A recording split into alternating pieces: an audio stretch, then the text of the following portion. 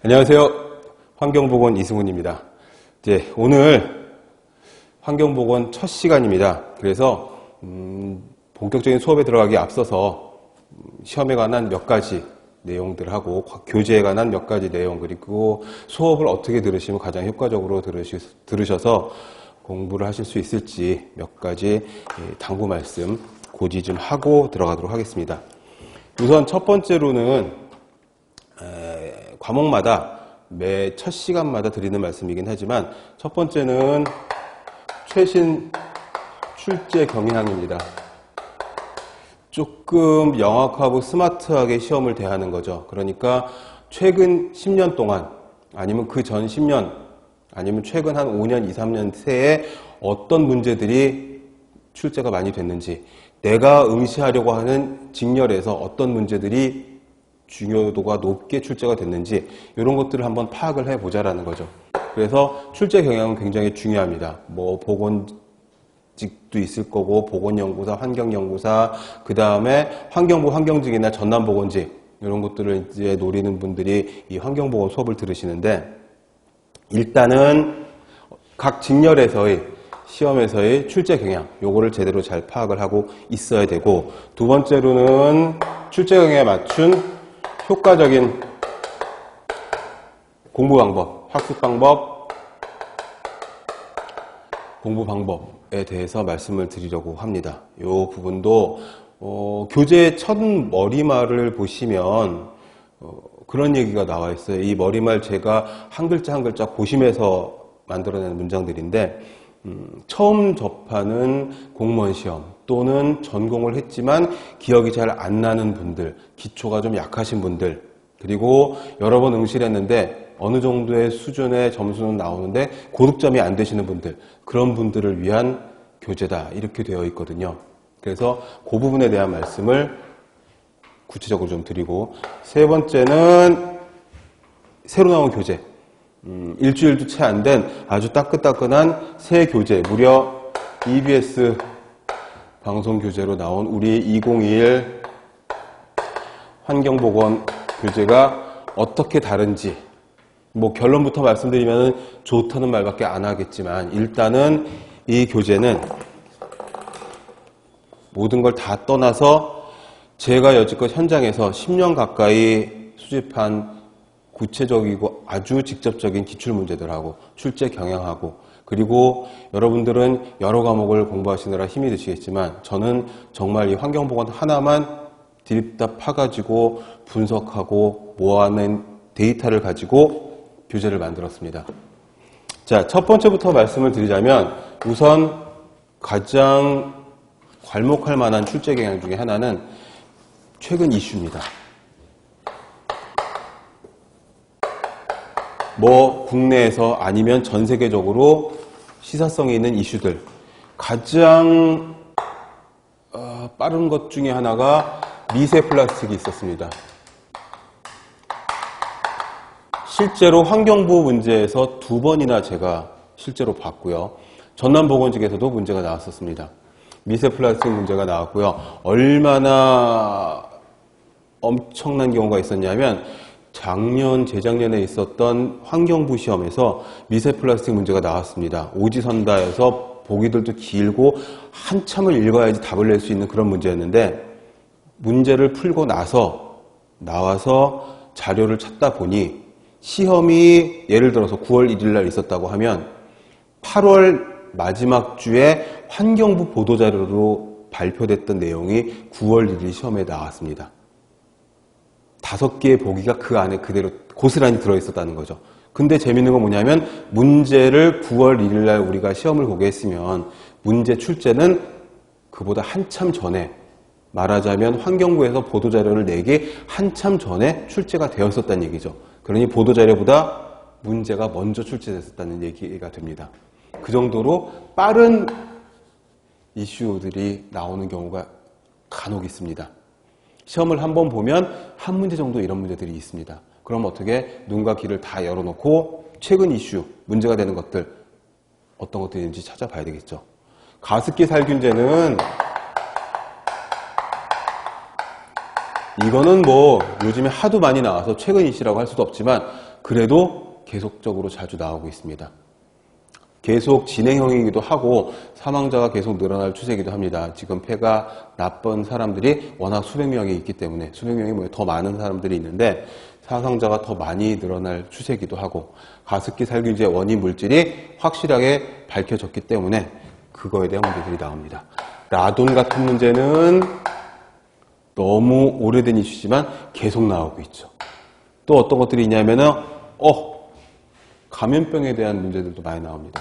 메르스, 이거 뭐 공중보건학이라든지 질병이라든지 이쪽에서 안 나올 거라고 생각하지 마세요. 이 부분도 나오고, 코로나 출제가 됐습니다. 벌써 올해 2020년에 코로나에 관한 문제가 연구사 문제, 보건직 문제, 환경직 문제에서 출제가 됐었습니다. 이런 문제들, 그 다음에 햄버거병이라고 알려져 있는 중증열성 아니구나. 그거는 진드기에 의한 거죠. 장출혈성 대장균 감염증에 의한 질병. 이걸로 신장 기능을 상실한다든지 이걸로 사망하는 경우들. 이런 경우들이 다 최근 이슈들인데, 이런 것들이 빠른 건 아주 빠르게. 재밌는 건 뭐냐면 이 경우는 아직 국내 환경 쪽 법령에 지정이 되어 있는 기준 같은 것들이 없어요. 근데 문제가 나온단 말이죠. 그러면 어떤 식으로 나오냐 하면 보기들을 잘 읽어보면 그 안에 답이 이렇게 막 손을 흔들고 있는 그런 문제들이 있지 않습니까? 구체적인 숫자나 내용을 몰라도 풀 수 있는 그런 문제들로 출제가 됩니다. 그 다음에 법령. 특히 환경부 환경직 50문항이 출제되는 오지선다 문제에서는 법령 문제가 거의 10문제 이상 나옵니다. 10문제 이쪽 저쪽으로 나옵니다. 10문제 전후로 출제가 되는데, 환경 관련 법령이 얼마나 많은지 셀 수도 없이 많습니다. 못 들어본 법령들도 많이 있어요. 법령의 제1조, 제2조 주로 이쪽에서 많이 출제가 됩니다. 제1조는 그 법의 목적이죠. 그 법은 어떤 법이다, 무엇을 하는 법이다. 제2조는 뭐냐면 그 법에서 다루는 용어들에 관한 정의들입니다. 이거 굉장히 중요해서 이 문제가 거의 법령 문제의 한 60, 70% 이상을 차지할 정도로 굉장히 많습니다. 그 법령들은 또 뭐냐? 얘네들, 최근 이슈들, 이 최근 이슈들을 때문에 제정이 되거나 만들어지는 거죠. 또는 개정이 되는, 고쳐지는 그런 법들. 화평법이나 화관법 같은 것들이 가장 대표적인 예가 되겠죠. 2015년에 하나는 만들어지고 2015년에 하나는 이름이 바뀌어가지고 확 개정이 돼버렸으니까 이런 얘기들도 수업을 하면서 설명을 해드릴 겁니다. 그 다음에 정책. 쓰는 김에 아예 좀 벗어나지만 이쪽으로 쓸게요. 자, 첫 번째는 이슈, 두 번째는 법령, 세 번째는 정책 관련 문제들입니다. 환경부에서 또는 정부에서 환경 관련 추진하고 있는 정책들. 물론 다 어디 걸리냐? 이쪽에 다 걸리는 그런 정책들입니다. 정책들을 우리가 어떻게 다 할 수 있느냐? 환경백서가 있죠. 환경부에서 매년 1년에 한 번씩 발간하는 환경백서라고 하는 책이 있습니다. 거의 900페이지에 달하는 페이지 수가 굉장히 많은 책이고, 물론 판매하고 있으나 우리는 인터넷에서 정보 공개에 의해서 무료로 다운로드를 받는다거나 무료로 열람을 할 수가 있으니까 그 정도만 봐도 되겠죠. 그 두꺼운 책을 어떻게 사가지고 다 보겠어요.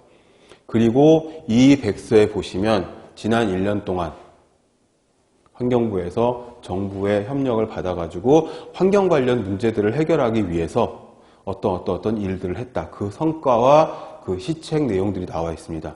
그게 시험에 출제가 될 수 있다는 거죠. 환경부 시험에서도 마찬가지, 전남보건직에서도 마찬가지, 해양경찰청도 마찬가지. 그래서 이 정책들을 봐야 하는데 너무나 두껍고 양이 많은 책이기 때문에 어디를 어떻게 봐야 될지를 몰라서 고민하시는 분들을 위해서 우리 교재 맨 후미에는 환경백서, 최신 환경백서의 내용, 요 정책 바뀐 부분들, 환경부에서 어떤 부분에 가장 주목해서 일을 하고 있는지 그 부분에 대한 요약 내용을 추려서 담았습니다. 제가 편집은 했지만 제가 만들어낸 문장은 하나도 없이 그대로 다 갖다가 편집해서 붙여놓은 것들이니까 믿고 읽으시면 되겠고, 만약에 오타가 있다면 환경백서에 있는 오타입니다. 그것은 그런 식으로 그대로 갖다 붙여놓은 것들이 있고, 그 다음에 뒤에 보시면 법령도 하나 나와 있는데, 가장 환경 쪽의 법령에서 기본이 되는 환경보건법을 전문을 수록을 해놨습니다. 물론 법령이 있고 시행령이 있고 그 밑에 시행규칙이 있고 그 밑에 별표가 있고, 우리는 사실 그 별표 같은 것에 있는 숫자들을 막 꼼꼼하게 외워야 하지만, 일단 가장 기본이 되는 법이 어떻게 만들어져야, 어떻게 생겨 있는지 이런 것들을 한번 참조하시라고 한부 실어놨고, 그리고 이런 문제들 이슈가 되는 거, 거기에 대한 법령, 정책 이런 것들을 전부 다 우리 교재에 담았습니다. 그리고 두 번째는 이제 어떻게 효과적으로 공부를 할 수 있을 것이냐. 방금 말씀드렸다시피 기초가 없는 분들도, 고득점이 안 나오시는 분들도, 공무원 시험을 처음 보시는 분들도 어렵지 않게 정의,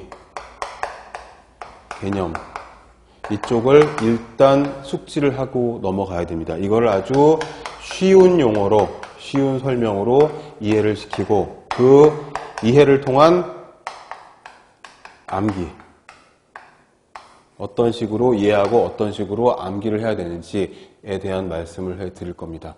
왜 그러냐 하면, 현장에서 계속 거의 모든 환경보건 관련 시험들의 문제들을 보고 어떤 식으로 출제되는지를 보고, 매년 출제 경향이 조금씩 바뀌면서 그걸 제가 계속 기록해 나가면서 누적된 데이터들을 가지고 어느 부분을 힘을 줘서 어느 부분에 초점을 맞춰가지고 공부를 해야 될지 알겠으니, 그 노하우를 수업과 교재를 통해서 여러분들에게 알려드리려고 하는 겁니다. 마지막으로 교재, 잠깐 설명이 됐었지만 이 교재에는 지금 말씀드린 이 내용들을 다 담았습니다. 근데 더 재밌는 건 뭐냐면, 시험 문제가 보통 20문제가 나오거나 아니면은 특이한 경우 환경부는 50문항이 출제가 되는데요. 20문제면 20문제가 전부 다 100% 어려운 문제가 아니라 굉장히 쉬운 문제가 한두 문제 있고, 이건 정말 한글 정도만 깨우쳐도 누구나 풀 수 있는 문제가 한두 문제, 두세 문제 있을 거고, 물론 여기도 마찬가지입니다. 50문항에서 4, 5문제는 그 정도의 문제가 나옵니다. 그리고 이런 이슈, 고득점을 위해서 그렇습니다. 이런 이슈, 법령, 정책에 관한 문제가 정말 한 30% 정도 차지를 할 겁니다. 최근 이슈는 한두 문제 정도 출제가 될 수가 있겠죠. 그 중에서. 재밌는 게 뭐냐면, 전남보건직도 그랬고 20문항짜리, 환경부 환경직도 그랬지만, 예전 교재에 나와 있는 이론이 출제가 되는 경우가 왕왕 있습니다. 한 문제 또는 두 문제 정도. 이게 굉장히 황당한 케이스여서, 시험을 보고 나면 저는 응시생들이, 수험생들이 시험을 보는 것과 저 같은 선생이 같이 시험을 보는 것과는 받아들이는 그 글자 자체가 다르기 때문에, 저는 합격을 위해서 보는 게 아니라 어떤 문제가 나왔는지 그 문제와 보기와 그 경향과 이런 것들을 파악하기 위해서 시험을 보는데, 시험을 보고 나오면 그 문제를 뒷받침할 만한, 그 문제 해설을 위한, 방금 내가 보고 나왔던 시험 문제 해설을 위한 레퍼런스를, 참고문헌을 막 검색을 하게 되거든요. 그래야, 실제로 그런 경우가 2년 전에 있었습니다만, 전남보건직 문제에서 이상한 문제가 있어서 수험생들과 함께 이의제기를 했습니다. 제가 레퍼런스를 쭉 모아가지고 전남도청하고 국민신문고에다 이의제기를 해가지고 복수정답 판정을 받았어요. 이의제기가 받아들여진 거죠. 그 문제가 어떤 레퍼런스에 기초했냐면, 아주 100년도 더 된 대학 교재. 저도 학교에서 10년 넘게 환경보건, 환경위생학을 학생들에게 가르쳤지만, 학교에서 가르치는 대학 교재들이 있습니다. 오타도 많이 있고 최신 데이터들은 거의 들어있지도 않고, 맨날 최신 환경위생, 최신 환경보건학이라고 표지가 바뀌어서 나오긴 하지만 그 원고 자체는 정말 100년은 거짓말이고 한 10년, 20년 동안 절대 바뀌지 않은 그런 예전 교재들이 있거든요. 거기서 출제되는 문제들이 있습니다. 너무 황당한 거죠. 우리는 최신 이슈와 최신 법령과 개정된 수치들을 가지고 막 열심히 공부를 했는데, 이런 문제가 한두 문제 나와버리면은 허탈한 걸 떠나서 이것 때문에 고득점이 안 되거나 하는 경우가 꽤 있습니다. 이걸 전부 다 망라해서 여지껏 나왔던 출제됐던 문제들을 토대로 해서 나왔었던 거, 나옴직한 것들을 제가 가지고 있는 환경보건학, 환경위생학, 아무튼 환경 관련 대학 교재, 그 전공 교재들을 다 망라해서 같이 여기다가 실었습니다. 그래서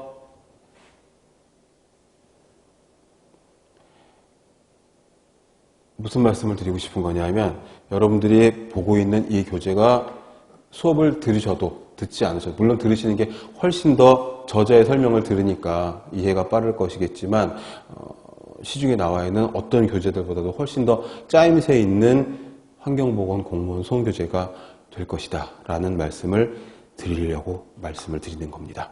그리고 마지막으로 덧붙일, 공부를 하시다가 온 오프라인 수업을 들으시다가 안 풀리는 문제나 질문이 있으시면 저자와 바로 소통을 할 수 있는 카페가 있습니다. 네이버 카페, 교재에도 나와 있지만 거기 카페 검색창에다가 한글로 공중보건,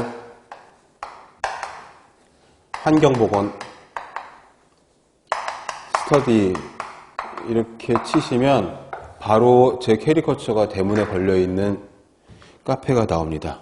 요 카페에 들어가서 보시면 가입만 하시면 바로 읽고 쓰기가 되는 걸로 제가 알고 있으니 환경보건 질문방이 있고 공중보건학 질문방이 있는데 각 과목에 맞춰서 질문을 올려주시면은 제가 하루에 한 번 이상 체크해서 답변을 달아드립니다. 들어가셔서 한번 보시면 질문이 올라온 날짜, 시간과 댓글, 제가 해설하는 댓글이 올라온 시간, 날짜를 보시면은 굉장히 빠른 피드백이 있다는 걸 아실 수가 있으실 거고, 그리고 질문하시기 전에 가입 후 한번 궁금한 부분을 질문 올리기 전에 한번 검색해 보시면 거의 10년 가까운 시간 동안 굉장히 많은 데이터들이 누적되어 있는 그런 질문방이기 때문에 지식인화 되어 있다는 거죠. 그래서 웬만한 질문은 거기서 정답을 찾으실 수도 있습니다. 그게 6페이지와 7페이지 머리말에 있는 그런 내용들이고, 그리고 제가 다시 정리해서 말씀드린 수업 들어가기 전에 말씀드릴 기초적인 내용이었습니다. 그러면 여러분들은 이제 굉장히 좋은 무기를 가지고 이제 시작을 하시게 되는 거고, 8페이지, 9페이지를 보시면 이제 목차가 나옵니다. 아시다시피 환경은 처음 접하시거나 전공을 하셨거나 뭐 공부를 여러 번 하셨거나 간에 일단 개론이 있고요. 그 다음에 대기, 수질, 토양, 폐기물, 그 다음에 뭐 집합수도 나오고 소음, 진동, 산업, 식품위생 뭐 이 정도가 환경보건학의 카테고리가 됩니다. 근데 거기에 이제 빠질 수 없는 것이 구충 구석, 소독, 그리고 최근에 중요도가 좀 높아진 것이 거의 마지막 챕터 10에 있는 역학 및 감염병입니다. 역학 및 감염병이 전남보건직은 물론이고 환경부 환경직에서도 굉장히 많은 비중을, 올해 있었던 환경부 환경직 시험이 바로 며칠 전에 있었는데 한 2, 3주 지났죠. 그랬는데 역학 및 감염병 문제 거의 예방의학이나 공중보건학에서도 굉장히 심도 있게 다룰 정도의 역학 및 감염병 문제, 그러니까 난이도가 좀 있는 문제라는 거죠. 그런 문제가 서너 문제 이상 출제가 됐습니다. 그러면 굉장히 이쪽, 물론 환경과 감염병을 떼어놓고 이야기할 수가 없으니까 예전부터 중요하게 생각을 했었지만 출제 비율이 굉장히 높아지고 있다.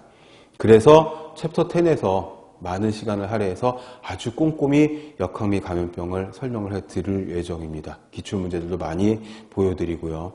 그리고 환경백서, 환경보건법, 최종모의고사 이렇게 나와 있는데, 자, 교재 구성은 그렇습니다. 그 챕터에 내용이 있고 한 챕터마다 그 뒤에 20문항씩의 기출문제들이 있습니다.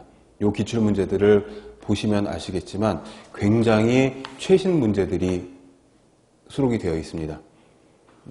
시중에 있는 어떤 다른 교재에도 아마 이 정도로 빠른 기출문제들이 있는 책들이 참 쉽지가 않을 건데,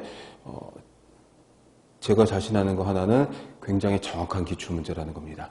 그래서 문제가 어려우면 어려운 대로 이렇게 나왔었구나. 문제가 애매해서 뭐 이런 문제가 다 있어 풀기가 굉장히 어려운데 이건 어떻게 풀어야 되지? 선생님 설명을 들어야 되겠는데 하는 문제는 그 문제대로 그대로 출제가 되었습니다. 여러분들이 시험장에서 제대로 맞닥뜨릴 그런 문제들입니다. 그것도 최근 1, 2년 사이에 있었던 문제들입니다. 그렇게 구성이 되어 있으니 자 12페이지에 있는 1장 환경과 보건부터 들어가도록 하겠습니다. 매 챕터마다 이 챕터에서는 비중이 어느 정도 된다. 20문항짜리 시험 문제라면 몇 문제 정도가 출제가 되는 그런 챕터다. 전남보건직이면 전남보건직, 해양경찰청이면 해양경찰청, 환경부면 환경부, 연구사면 연구사 어디에서 어느 정도로 출제가 됐었다. 물론 챕터마다 내용마다 그 내용들이 들어가 있긴 하지만 너무 중요도가 높아서 너무 여러 군데에서 출제가 됐기 때문에 조금 누락된 부분들도 있습니다. 제가 좀 더 강조해서 말씀을 해드릴 테니 저와 함께 페이지를 넘겨가면서 하나씩 봐가도록 하겠습니다. 자, 첫 페이지에 보시면 환경과 보건에 대한 개론입니다. 개론. 전반적인 내용이죠. 그래서 위생의 정의, 환경의 정의, 환경의 분류 이런 것들이 나옵니다. 우선 12페이지의 하단에 있는 환경의 분류, 이 환경의 분류가 심심찮게 시험에 나옵니다. 해양경찰청 시험에서는 매번 한 문제 정도씩은 나옵니다. 환경의 분류. 자연적이냐, 사회적이냐, 물리적이냐, 화학적이냐, 생물학적이냐 이런 식으로 구분하라는 아주 간단하고 쉬운 문제들이 출제가 되는데 재밌는 거는 간혹 애매하거나 어려운 문제가 있어서 시간이 걸릴 수도 있으니 시간이 많을 때 환경을 구분을 잘 해놓으시라는 거죠. 자연적인 환경과 사회적인 환경. 사회라는 말은 사람들이 모여있는 그런 것들을 뜻하는 거기 때문에 사회적인 환경은 인위적일 수밖에 없고 문화나 의복이나 식생활, 주택, 산업 이런 쪽에 사람들이 모여있는 인위적인 내용이 들어갑니다. 자연적 환경은 사람과는 별개로 워낙에 있었던 그런 내용들이 들어가겠죠. 그 중에 물리화학적인 게 있고 생물학적인 게 있는데 생물학적, 물리화학적인 거를 일단 생물학적인 걸 구분하자면 이거는 이제 살아있는 걸 말하는 거니까 미생물서부터 동물, 식물 이런 것들을 고르시면 되겠습니다. 천천히 쉬운 설명으로 차근차근 기초부터 말씀을 해드리도록 하겠습니다. 자, 이제 분류가 끝나고 그 밑에 보시면 환경위생과 환경보건의 개념해가지고 역사적인 내용이 나오는데 가장 먼저 누가 보건 또는 위생이라는 단어를 썼느냐라고 해서 아주 예전에는 시험 문제에 좀 나왔었지만 최근 한 7, 8년 사이에는 거의 보지 못했던 내용이기는 합니다. 로마 시대에 갈레누스라고 하는 사람이 하이진이라는 용어를 최초로 썼다. 중국에서 위생이라는 용어를 장자가 처음으로 사용을 했다. 그냥 옛날 얘기 있듯이 한번 쭉 읽어보시고 그 다음에 이제 13페이지에 가시면 제대로 환경위생이 어떤 거냐라고 해서 환경위생의 범위가 이제 나오는데 방금 우리가 목차에서 봤었던 내용들 이런 것들이 전부 다 포함된다. 우리를 둘러싸고 있는 거의 모든 유형, 무형의 공간이 다 환경위생의 범위다. 요거를 하나하나 카테고리별로 구분을 해가지고 구체적으로 공부하는 거다. 물론 그 안에는 화학적인 내용이 들어가는 것들도 있을 거고 그 화학적인 내용을 이해를 하면서 외워야 할, 암기를 해야 할 수치들도 있을 것이겠지만 그거는 그때그때 이제 페이지 넘어가면서 제가 여긴 중요하니까 반드시 외워야 하고 이 부분은 안 외우고 넘어가셔도 크게 문제가 없겠다. 이런 식으로 말씀을 드릴 겁니다. 그리고 이제 동그라미 3번에 있는 거기 보시면 15년 전남 이렇게 표시가 되어 있는데 환경보건학 부분이 나옵니다. 이것도 뭐냐면은 전남에서 나왔었던 전남보건직 환경보건학에서 나왔었던 문제인데 이게 이제 환경보건학은 어떤 거냐 광범위한 학문인데 이게 연속성상 환경은 계속 변화를 수반을 하기 때문에 인간에게는 예전에는 피해가 없었다가 조금씩 오염물질 같은 것들이 누적이 되면서 점차적으로 환경이 나빠지고 손상이 되고 악화가 되면서 인간에게 피해를 끼칠 수 있는 이런 문제가 있거든요. 그래서 그런 부분들을 머릿속에서 그림을 좀 그리면서 그래 옛날에 밥 갈고 뭐 물고기 잡아먹고 이러던 시절에는 없었는데 내연기관이 발명이 되면서 공장에서 그 기계를 돌리면서 매연도 뿜뿜뿜뿜 나오고 조금씩 윤택해지니까 사람도 많이 늘어나게 되고 그러면서 오물, 쓰레기 이런 것들 문제도 생기고 그러다 보니까 질병도 많이 발생을 하게 되고 사람이 많아지니까 한번 질병이 발생하면은 대단위로 크게 창궐을 하게 되고 뭐 이런 것들을 쭉 머릿속에서 이제 떠올리시면서 읽으시면 이해가 아주 쉽게 되실 겁니다. 동그라미 4번에 보시면은 환경 오염에 대한 문제가 나옵니다. 자정 능력 범위를 넘었으면 사람에게 환경에 피해를 끼칠 수 있다라는 거죠. 그래서 삶에 해로운 영향을 미치는데 동그라미 니은번에 있는 거기다 줄을 좀 쳐주시면은 요게 작년 연구사 문제에 나왔었습니다. 아주 쉬운 문제로 나왔었습니다. 생물학적인 요인, 화학적인 요인, 물리적인 요인을 구분하라는. 그래서 거기다 줄을 치시고 중요 표시를 좀 해두시고 아주 쉽지만 쉽다고 그냥 무시하고 넘어가면 시험 문제 나왔을 적에 이게 뭐더라 헷갈리는데 해가지고 오답을 적으시면 큰일 나니까. 자, 생물학적인 요인은 살아있는 생물들 그리고 미생물. 어떤 미생물? 병원성 미생물. 병원성 미생물은 우리를 병원에 보낼 수 있는 미생물을 말합니다. 그러니까 병에 걸리게 할 수 있는 미생물을 말하는 거죠. 화학적인 요인은 중금속 이런 문제도 되게 굉장히 많죠. 공업 중독으로 출제가 되게 많이 되고 그 다음에 화학물질들. 이 화학물질에 관한 문제가 올해 있었던 환경부 환경직 시험에 거의 한 25% 이상을 차지했어요. 이게 정말 환경보건 시험인지 아니면 독성학 화학물질에 관한 문제인 시험인지 모를 정도로 화학물질에 관한 문제가 어마어마하게 많이 출제가 됐습니다.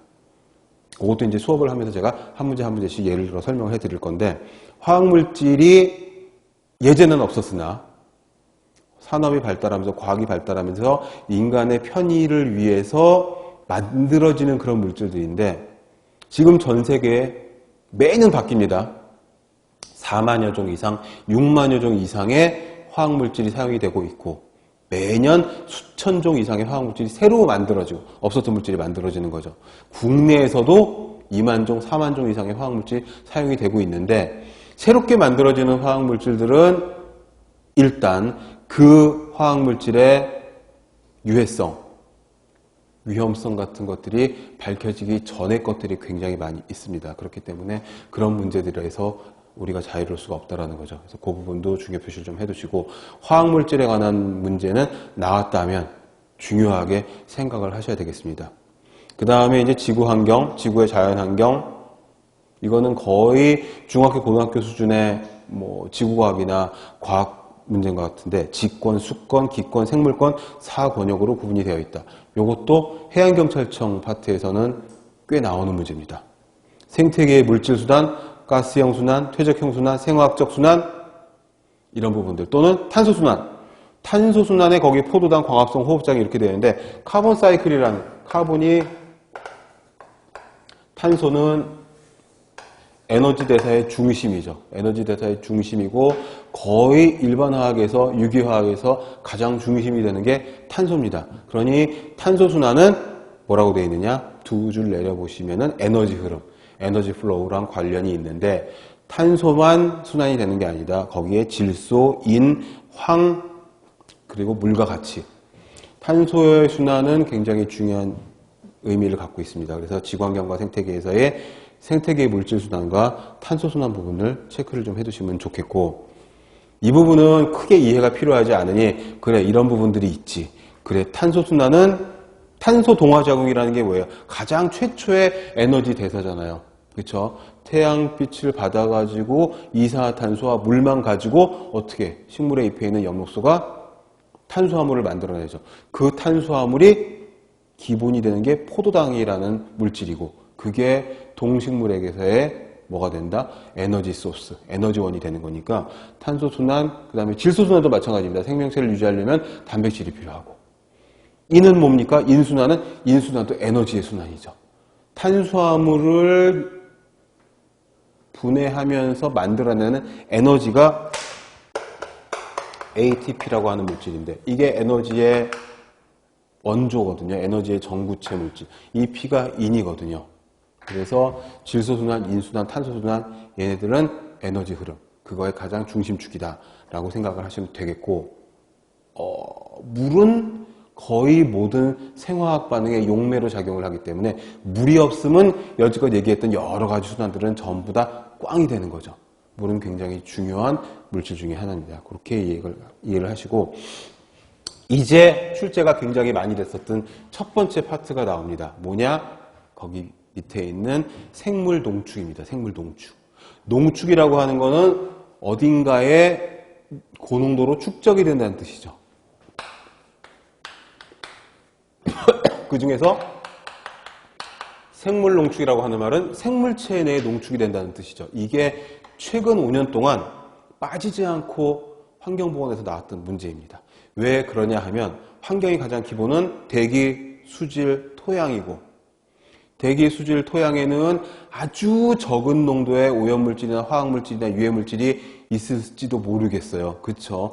화학물질이나 유해물질 같은 독성물질이 물에 풀어진다고 하면 그게 내가 버린 거는 아주 농도가 진하겠지만 그게 시냇물로 강물로 바다로 흘러들어가면서 희석이 돼버리면은 굉장히 낮은 농도가 돼버리거든요. 근데 그 낮은 농도가 다시 생물체 내로 올 때는 굉장히 농축된 형태로 쌓일 수 있다라는 겁니다. 그게 이제 거기 맨 밑에 두 번째 줄에 있는 가스성 물질이나 입자성 물질이나 액상 또는 무기화합물들이 이 주가 되는데 어떤 물질이어도 관계없습니다. 일단 생물체 내에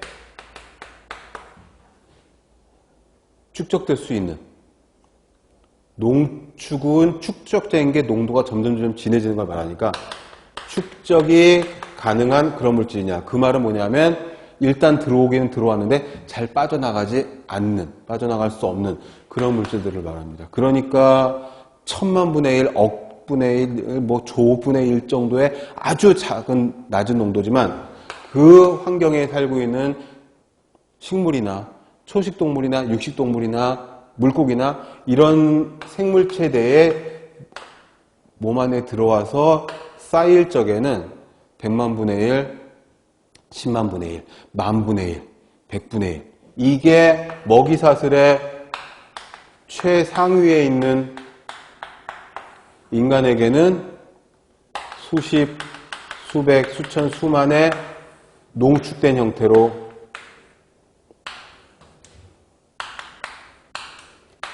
쌓이게 된다는 거죠. 그게 생물 농축입니다. 그 생물 농축이 될 수 있는 물질 중 가장 대표적인 물질이 14페이지 맨 윗줄에 있는 다이옥신이나 또는 PCB나 각종 유기화합물 그 다음에 PAH라고 하는 물질이 있죠. 거기 약어들은 다 써져 있으니까 따로 써드리진 않겠지만 다환, 방향족, 다환 방향족 탄화수소.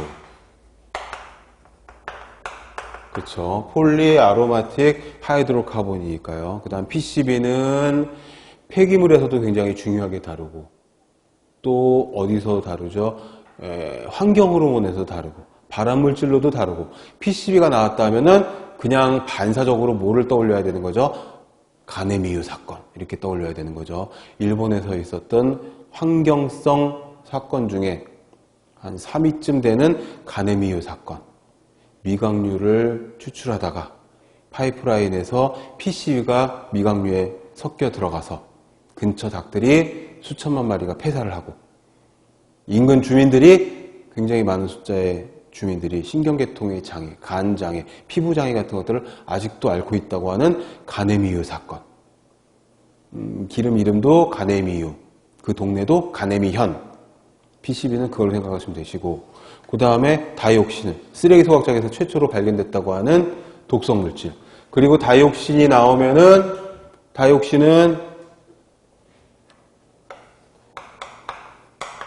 염소, 얘를 포함하고 있고, 그 다음에 벤젠 고리, 여기서 나와 있는 다환이라는 이 환이 고리를 말하는 거고, 이 육각형 고리 구조를 말하는 거고요. 그리고 다이옥신 중에서 다이옥신이 나왔다면 무조건 이거는 외워두세요. 2378 TCDD. 얘가 다이옥신 중에서 가장 악명이 높은, 다이옥신 중에서 가장 최악의 독성을 가지고 있는, 그래서 이런 물질들은 농축이 되어서 서서히 독성을 나타내는 데 반해서 2378 TCDD 같은 경우에는 급성 독성까지도 있는 아주 무서운 물질, 시험에 여러 번 나오는 그런 물질. 그래서 알아두시면 좋겠습니다. 거기에는 식품 첨가물도 포함된다라고 이야기가 되어 있고, 이런 것들은 이제 식품위생, 식품보건 쪽 파트에서 다시 말씀을 드리겠는데, 일단 생물 농축은 어떤 것이다. 너무 띄어서 썼는데 아무튼 생물 농축에 대한 개념은 이제 아셨을 거고, 첫 번째로 많이 나오는 부분은 이런 부분들입니다. 생물 농축이란 어떤 거냐. 환경에는 낮은 농도로 존재하고 있어서 문제가 안 되는 독성 물질들이 생물체 내에 축적이 되는데, 먹이사슬의 가장 최상위 포식자인 인간의 몸에 들어올 때는 굉장히 수십 수백만 배로 농축된 형태로 들어와서 문제를 일으킬 수가 있다. 그걸 생물 농축이라고 한다.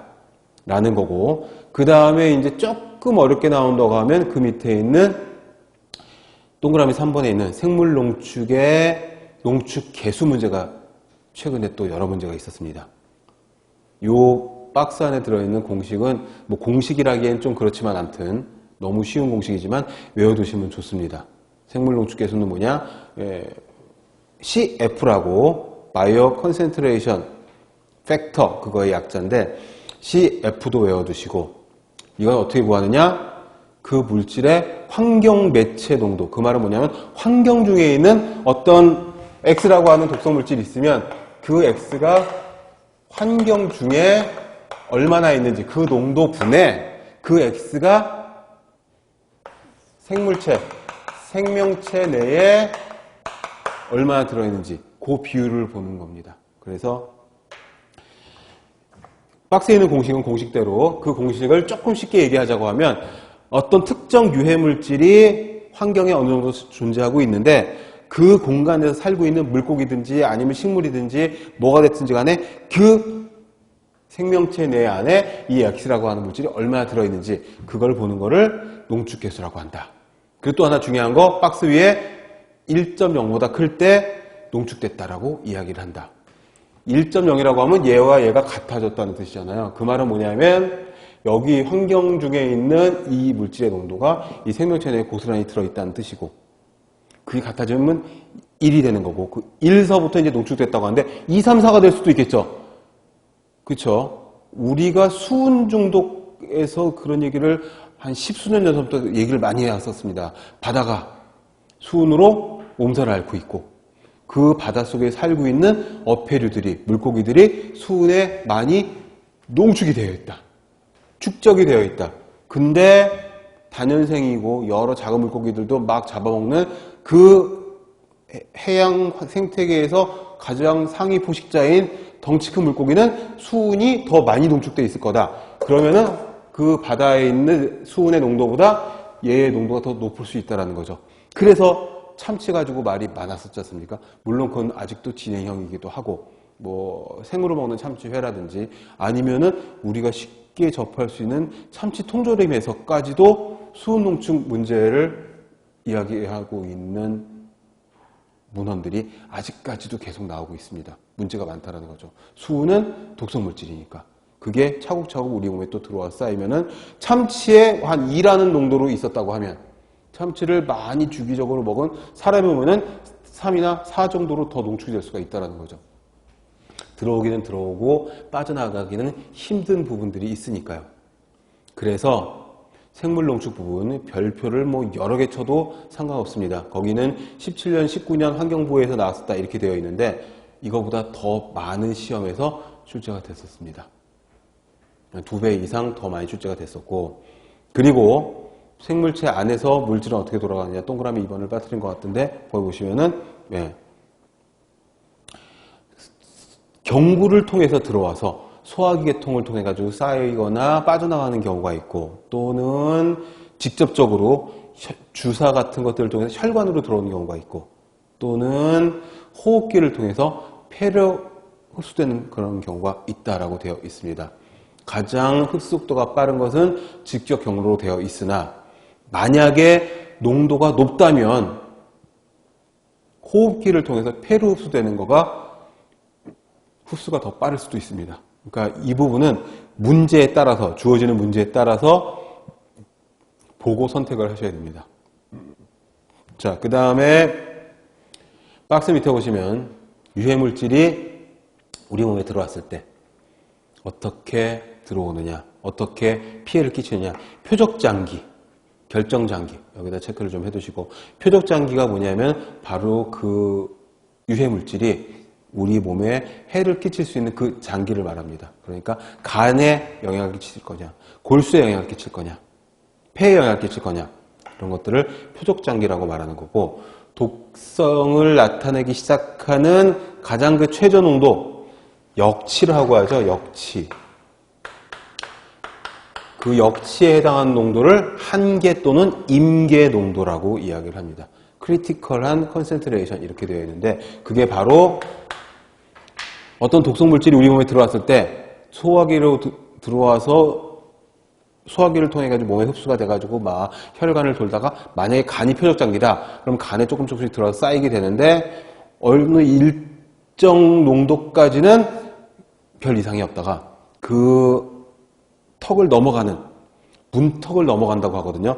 그게 역치라고 하는데, 그걸 넘어가는 그 농도를 임계 농도라고 하는 겁니다. 그러니까 의미만 잘 파악하고 계시면은, 만약에 임계 농도나 표적장기에 대한 문제가 나온다고 하더라도 뭐 달달달 외울 거 없이 문항을 꼼꼼히 읽으면서 이해해서 푸실 수가 있는 그런 부분이 될 것이고, 그 다음에 내분비계 장애물질은 따로 챕터를 잘라가지고 식품 쪽에서 설명을 드릴 건데, 일단 너무 자주 나와서 앞에도 한 자락 넣어놨습니다. 거기 유사, 봉쇄, 촉발, 간접 영양작용, 요게 환경호르몬의 4대 작용입니다.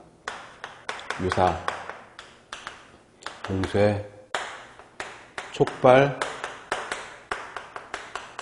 간접 영향작용.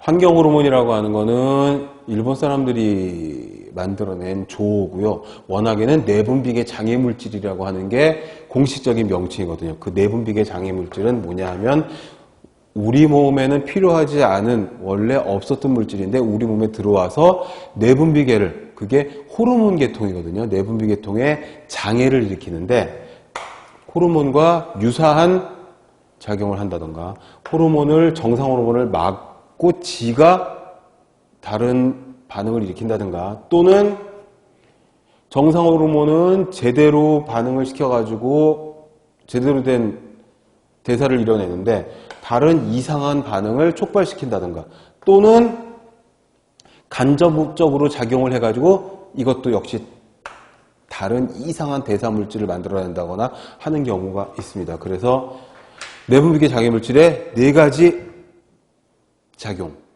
미믹, 블로킹, 트리거, 간접 영향작용, 영문으로도 국문으로도 같이 알아두시면 좋겠습니다.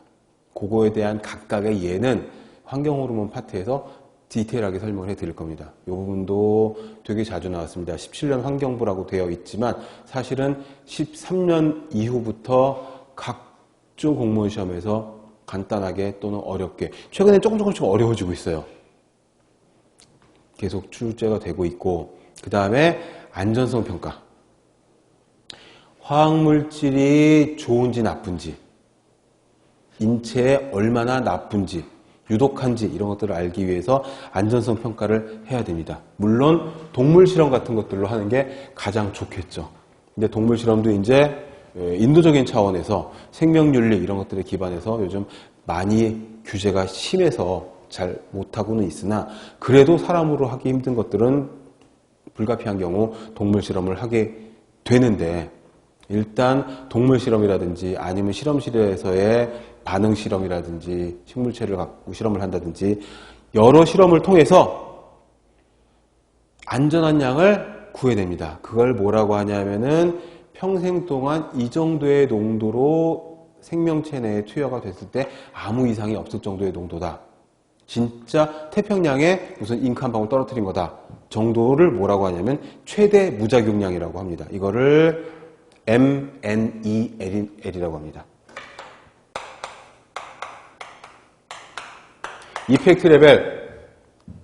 이펙트 레벨 효과가 있는 수준이 아니라는 거죠. 맥시멈 노 이펙트 레벨 또는 이런 용어도 씁니다. No observed adverse effect level. 그래서 관찰되어지는 어떤 효과가 전혀 없는 그런 효과, 그런 농도. 그러니까 인체에 또는 생명체에 어떤 특정 물질로 계속 여러 번의 실험을 통해 가지고 이 정도의 농도는 평생 하루 세끼 매일같이 먹어도 뭐 80평생, 100평생 봤을 적에 전혀 문제가 없겠다 하는 농도를 구합니다. 그걸 최대 무작용량이라고 합니다. MNEL, 뭐 NOEL, NOAEL 이런 개념들인데 그 개념을 일단 체크를 해두시고요. 그런 다음에 안전계수를 구합니다. 그 밑에 표가 나와 있죠. 이게 17년, 19년 작년에 경북연구사 환경보건 문제로 출제가 됐는데 이게 아까 시작 부분에 말씀드린 아주 오래된 대학 교재에 있는 표입니다. 최근에 나와 있는 교재에는 이 내용이 거의 없고요. 뭐만 있냐 하면 거기에 안전계수가 0.1, 0.01, 0.001로 되어 있지 않습니까? 보통 0.01을 이야기를 해요. 왜 그러냐면 이게 이제 동물 실험을 통해서 나온 최대 무작용량. 이게 안전한 양인 거죠.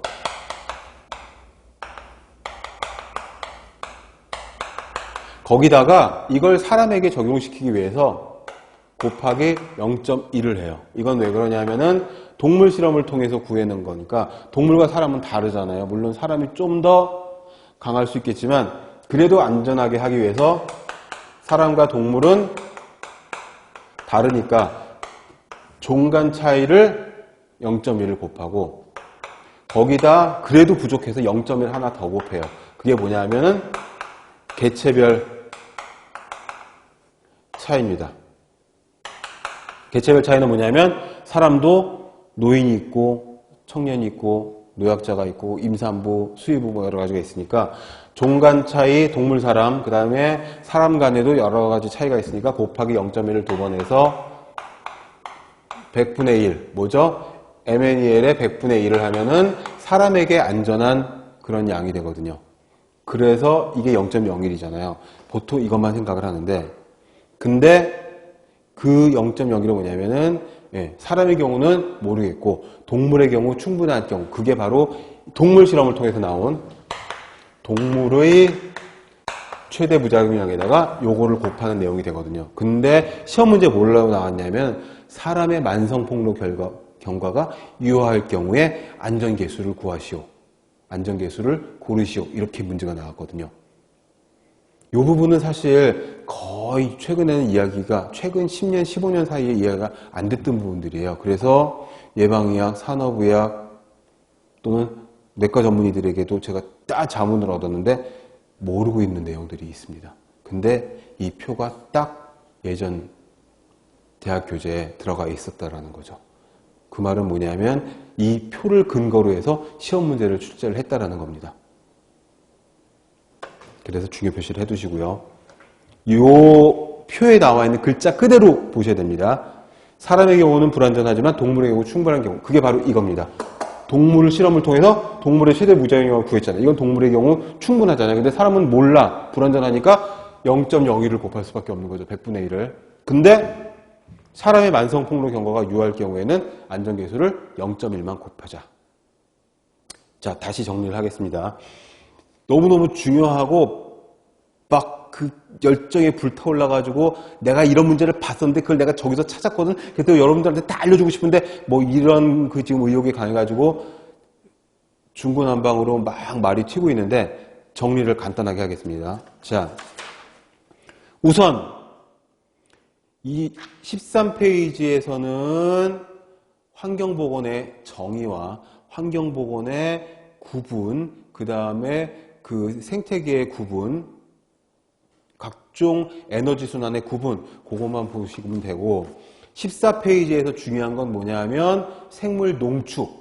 생물 농축은 CF인데, CF는 생물 농축 개수인데, 생물 농축은 뭐냐면 자연계 내에는 수질이건 토양이건 대기건 간에 아주 적은 농도의 유해물질이 있을지 모르겠지만 거기서부터 시작하는 먹이사슬, 먹이 피라밋의 제일 하층서부터는 조금씩 누적돼서 그래서 0.0001%를 가지고 있는 애를 그 위에 포식자가 또 그 위에 포식자가 계속 먹게 되면 가장 상위 포식자인 사람에게는 수십 수백만 배로 농축된 형태로 유해물질이 들어오게 된다. 대표적인 게 내분비계 장애물질, PCB, 다이옥신 또는 뭐 PAH 이런 것들이 될 수가 있고, 그리고 생물 농축 개수를 구하는 공식 너무 간단하기 때문에 사실 올해 근데 계산 문제로도 나오기는 했었어요. 너무 쉽지만. 근데 계산 문제는 어차피 모든 공무원 시험이 계산기를 소지할 수가 없기 때문에 어렵게 절대 나오지 않고 아주 암산으로 되는 쉬운 계산 문제가 나오니까 긴장하실 거 없고 개념만 잘 파악하고 계시면 되시겠고, 그 다음에 맨 마지막에 있는 유해화학물질의 안전성 평가. 위에 있는 내분비계 장애물질은 어차피 뒤에서 진하게 제가 다룰 거니까 여기서는 이제 오늘 한 내용 중에 제일 중요한 거 딱 두 가지, 생물 농축 개수와 이거 안전 개수. 사람에게 만성폭력 경과가 유효한 경우는 안전 개수 0.1을 곱하는 거고, 동물에게는 확실하지만 사람에게는 잘 모르겠는 경우는 0.01, 여기 쓴 것처럼 0.01을 곱하는 거고, 0.001은 다 사람이건 동물이건 잘 모르겠는 경우예요. 무슨 소리냐면 어디에 안전한지 전혀 모르겠어. 새로운 물질이고 동물 실험 결과도 잘 안 나왔고 해본 적도 없고 사람은 더더욱 모르겠다. 그러면은 최대 안전하게 안전빵으로 가야겠죠. 그러니까 0.001을 곱해가지고 일단 최대한 적게 먹어보자. 이렇게 되는 겁니다. 그러니까 14페이지에 굉장히 중요한 거, 출제가 무지하게 많이 됐던 거 두 파트가 있으니까 거기 체크를 해주시고 잠시 쉬었다가 들어와서 15페이지에 있는 환경보건의 개념부터 이어서 가도록 하겠습니다.